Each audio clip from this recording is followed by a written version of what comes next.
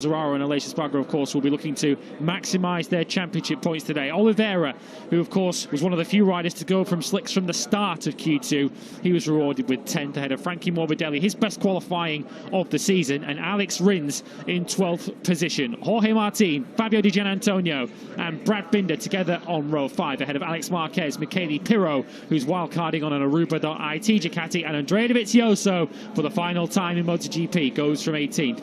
Paul Espargaro's had a rotten weekend and he's down in P19 just ahead of his teammate for now, Stefan Bradl. Will Marc Marquez be back on that bike when we speak to you again at Aragon? Darren Binder in 21st ahead of Taka Nakagami and Kazuki Watanabe, with Remy Gardner and Ralph Fernandez for Tech 3 bringing up the rear. And speaking of Kazuki Watanabe, great to see him get a chance to make his MotoGP debut here, replacing the injured Joao Mir. I'm delighted to say on the grid with the 31-year-old Japanese man. It's Simon, over to you guys.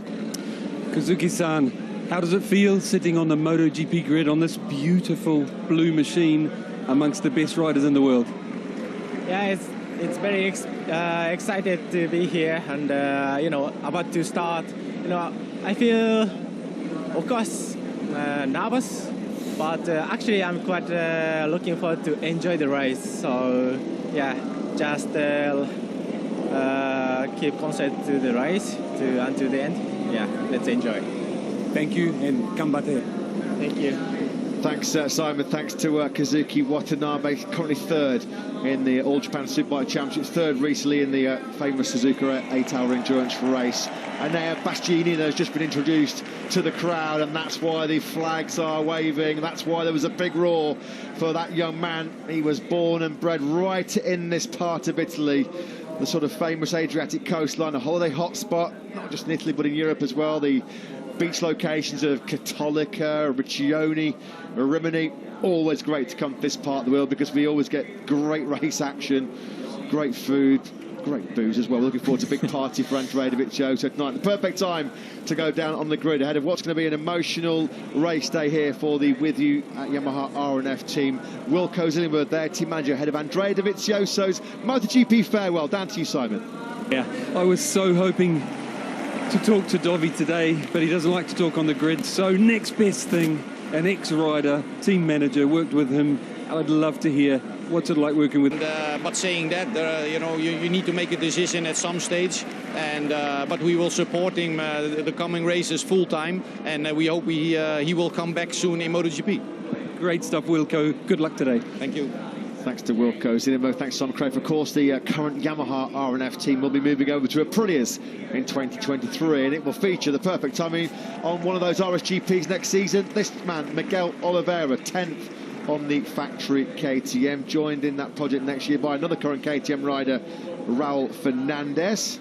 We spoke moments ago of the misfortune for Jorge Martin, missing out on a place in the top 10 in Free Practice 3. His loss was very much Miguel Oliveira's gain. It promoted him into the top 10, and at one stage it looked as if he was going to be on for a little bit more than that yesterday, than 10th on the grid when he was quick at the start of qualifying, going out on slicks early on. Let's get the word from KTM then ahead of this San Marino Grand Prix. Stefan Pirro is down on the grid with Simon.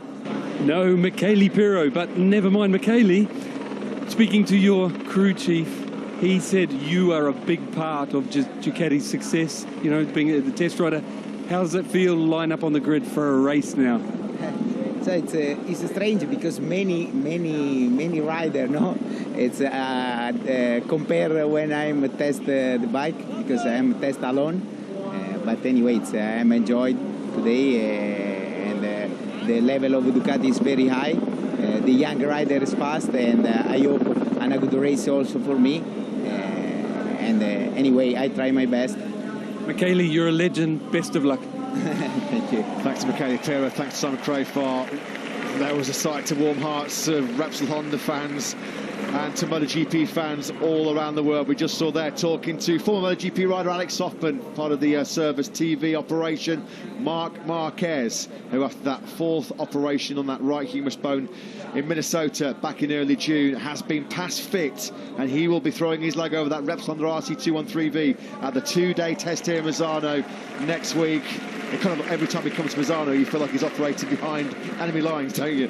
Marc Marquez, of course, he was the last race winner here in Misano when he won after this man, Jack Miller and Pecco Bagnaia, both crashed out in front of him in that title-deciding Emilia-Romagna race here last October. Yeah, of course, MotoGP.com and MotoGP social media channels will have all the updates on Marc Marquez's progress in that two-day test here at Misano, Tuesday and Wednesday. So keep an eye on all of our social media channels to see how he gets on. It will be so good to see Marc Marquez back in MotoGP, and boy, do Repsol Honda want him back. And we're glad to say, unmistakably, we can now hear from Marc Marquez. He's on the grid and he's talking to Simon Crafar. He is. Marc, can you tell us what's going through your mind on the grid without all the stress?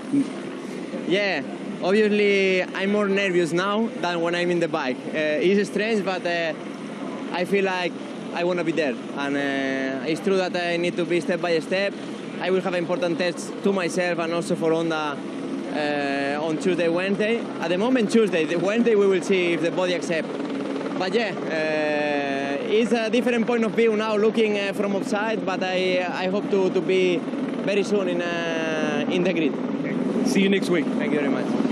Yeah, Marc Marquez then building up to what would be a mouth-watering return in his home Grand Prix, Motorland Aragon, in a couple of weeks' time. We're in the Principality of San Marino then. Always fantastic, as we mentioned, to be racing in this part of the world. Such a great area for developing talent, isn't it? That's made it all the way through to the world stage. I don't know what they put in the water in these parts, but Valentino Rossi, of course, born and bred here.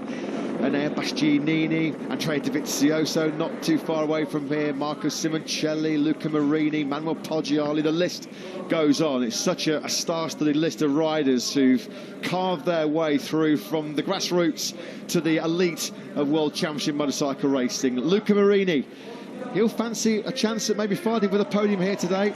He goes from the head of that third row in 7th place. Fabio Quartararo on the middle of the third row in 8th spot. Hard work coming through from that third row, but what can you do? You can always rely on the world champion to put in a top performance. Let's see the pre-race thoughts of Monza and his Yamaha boss, Maio Meregali. Maio, qualifying didn't completely go to plan. Do you think he can fight through to the front? Yeah, it will depend about the start.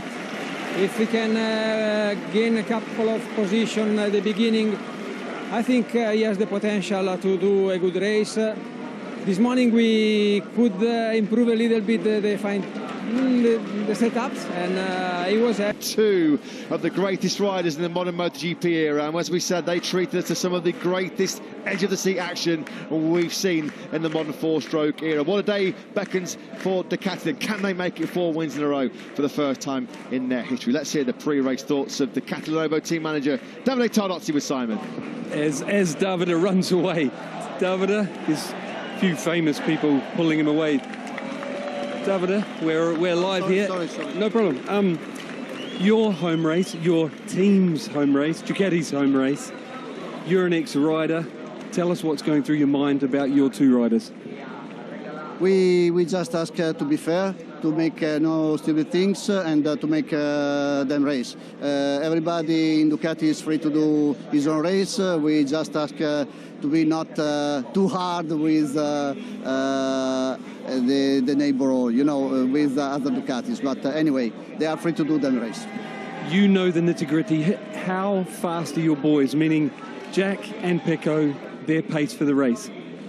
Okay, I think that both together with Bastianini will have a very good and fast race pace, but Fabio and the Aprilias will be there too. So I think that we will see a first part of the race with a lot of riders and very tight, but only 3-4 riders will be there to play for the podium in the end. Thank you, Davide. Thank you. Thanks, Davide Tardozzi. He'll be desperately hoping that one of those 3 or 4 riders playing at the end of this Grand Prix is Pecco Bagnaia in terms of the championship. Some key late breaking news regarding Michelin tyres. As Lewis mentioned, we thought maybe there might be some late change of heart given the hottest conditions of the weekend so far, and now everybody that was planning to start on that soft rear, Morbidelli, Rins, the Gian Antonio, and crucially Enea Bastianini on that front row in second, they have all switched over to the medium rear tyre. So unless we hear of any more changes, every rider, with the exception of Kazuki Watanabe, has gone for a medium front tyre. Everyone's on the same combination, which is the hard front, medium rear, which is what we thought going into the race and what we saw from free practice 4 is the preferred combination. As mentioned a few moments ago, it's not expected to be a big race of tyre management, given that they were still setting fast lap times and overall best lap times in FP4 right at the end of their stints. The big question, I suppose, is whether these hotter temperatures have changed the complexion of that ever so slightly.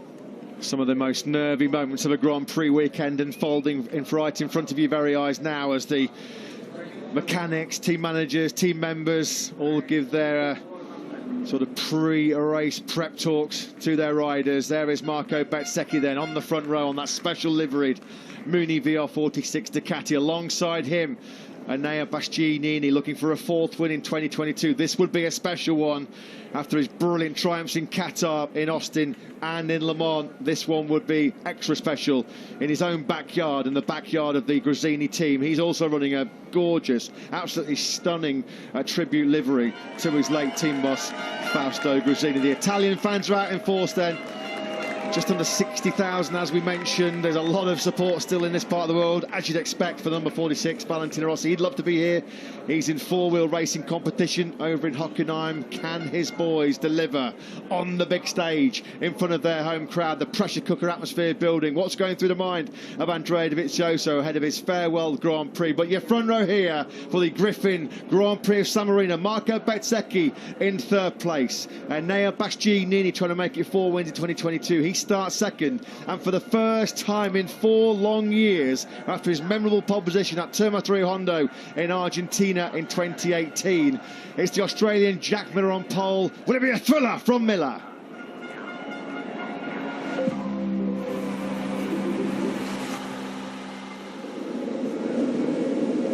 7 races to go, starting in San Marino, and the championship contenders have work to do. It's Jack Miller on pole position ahead of Enea Bastianini and Marco Bezzecchi, a Ducati lockout for the 2nd consecutive Grand Prix. Viñales starts 4th ahead of Pecco Bagnaia, whose grid penalty relegates him to 5th, with Johan Zarco completing row 2. Quartararo and Alicia Spargaro have to work their way through from row 3. Oliveira leads the KTM challenge from row 4, with Alex Rins on the leading Suzuki joining him on the 4th row of the grid. Jorge Martin and Brad Binder, 2 riders perhaps out of position on the 5th row of the grid.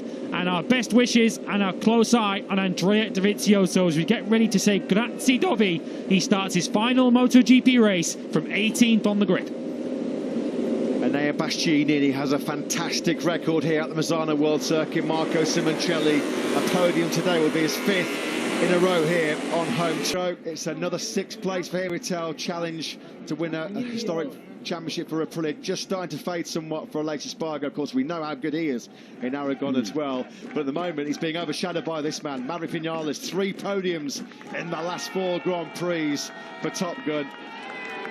Viñales now moves up to 8th in the World Championship now on 101 points, and he's one of the form riders in MotoGP, isn't he? Quite clearly the form man with maximum points in the last 4 Grand Prix is Pecco Bagnaia, but as mentioned, that is 3 podiums in the last 4 for Maverick Viñales. He's also going to be eyeing up some of the upcoming circuits that he goes very, very well at, particularly Phillip Island and Sepang as we head into the flyaways in a few weeks' time. Here is Andrea Dovizioso then. His MotoGP career is finally at an end, and he's going to say thank you to all of his fans, but in truth, the thanks are all from us, Dobby. Grazie, Dobby, for a tremendous Grand Prix career. He's been a model professional. He's the only rider in MotoGP history to win 3 decades, to win races in 3 different decades. He leaves with stacks of memories, silverware and admirers. A 15-time MotoGP winner who scored over 100 podiums across 3 classes. A journey which started in Italy here with a wildcard at Mugello in 2001. Some of his wins in Motogp, Qatar and Austria, all-time classics in MotoGP. A great talent, a great ambassador, but above all, a great guy. We say arrivederci, Andrea. Best of luck to him in the future. There's a bright future, though, isn't there, for this man, Enea Bastianini, as he moves over to the factory Ducati team next season. What a race that was. It went all the way down to the last corner, as we kind of expected it would do. just how much regret will there be about that mistake going into turn number 4 on that last lap, because he would have wanted to have made that move earlier. Maybe, well, he wanted to make it in turn 4 but got too close. Was he just lining it up maybe to attack Bagnaia on the brakes into turn 8, possibly into turn 10, Tremonto, where he was so strong? But it's still a great podium, continuing that excellent record here in Misano. His last 5 starts here, they've all been podiums. He certainly would have been grateful that he didn't run into the back of Pecco Bagnaia into turn 4 on the last lap. That would have made him relieved that the ink was dry on his new factory Ducati contract if he'd ran into the back of his future teammate and cost him 25 points. He threw absolutely everything at that, and I'm still absolutely baffled and amazed that despite that error into turn 4, which cost him 0.3 of a second, he still set a 1:31.868 on the last lap, the fastest lap of the Grand Prix. This is where all the drama into that Rio corner. Oh, that was mighty close. Rear tyre skipping right, skipping left, a good 12 inches off the ground as well, wasn't it? And out of the final corner, Pecco Bagnaia, he'd have heard that Ducati coming alongside him. If there was, maybe another 50 metres, it might have a different story. Cue yet more crazy, wild celebrations from Davide Tardozzi. That's another for his repertoire. I'm sure our social media team back in Barcelona are already cutting the footage for another special Davide Tardozzi social media post. There was poor old Jack Miller coming back into the pits, not the day he was expecting. Started pole position, made the dream first lap, came over the line leading at the end of lap 1. Crashed just the 4 corners later on lap 2. Miller recovered to 18th. Marco Bezzecchi, a front row starter as well. He crashed early on and recovered to 17th place. The Gian Antonio was another faller who regrouped to finish in 20th place. There's Carola Bagnaia, Pecco Bagnaia's sister.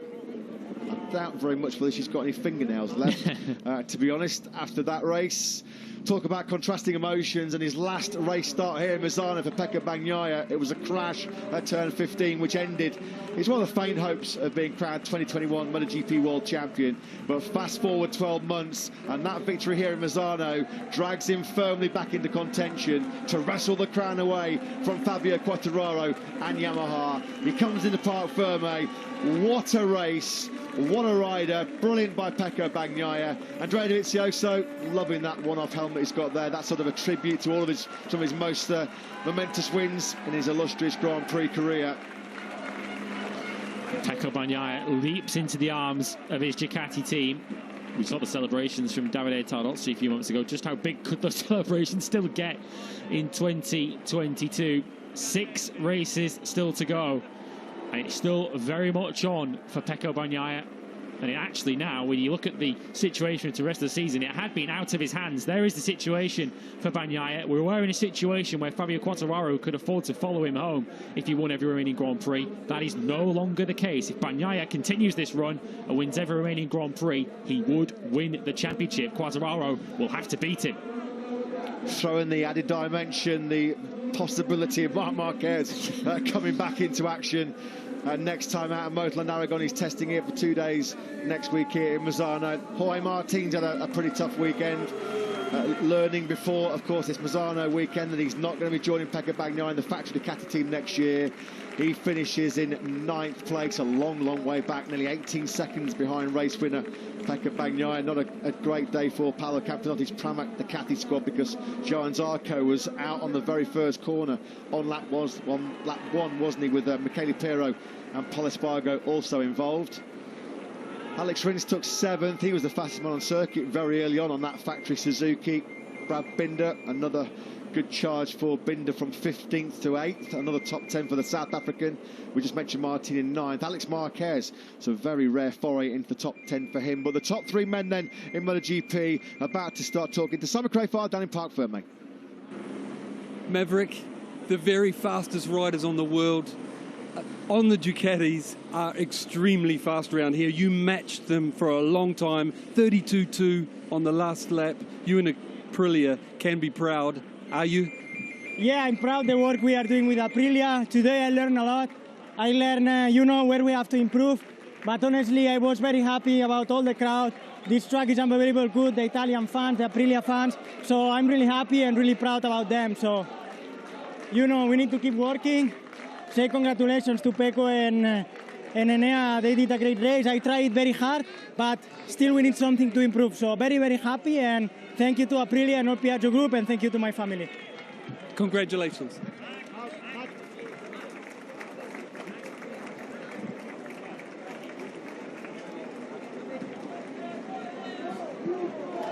Enea, you were amazing today, all the race, but that last lap, fastest lap of the race, with the mistake, incredible. How do you feel?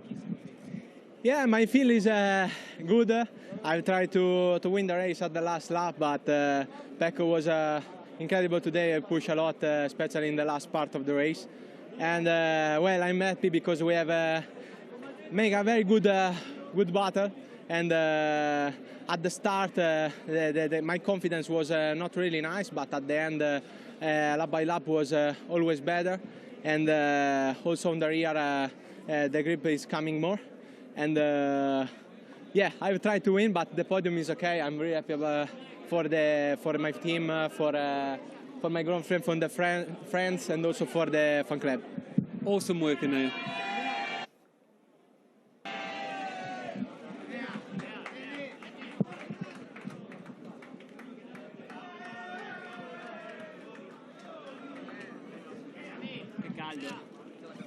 Pecco, how does it feel to really be in the history books with that fourth win?